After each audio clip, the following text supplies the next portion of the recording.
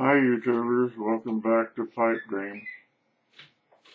I had eye surgery today, so I got the patch over my eye. My wife laughed, said I look like a pirate. Oddly enough, this parrot, perched on my shoulder. I guess they're attracted to people with eye patches, and since I'm blind on one side, it perched there without me noticing it until my wife pointed it out. Anyway, I've got a parrot stuck on my shoulder. I don't know what to do. I'm having the eye patch removed tomorrow, so I guess when it goes, the parrot will go too.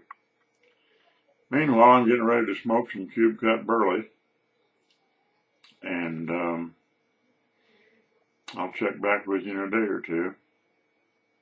Oh, great. Damn parrot pooped on my shoulder. Yeah, sweet pipe dreams.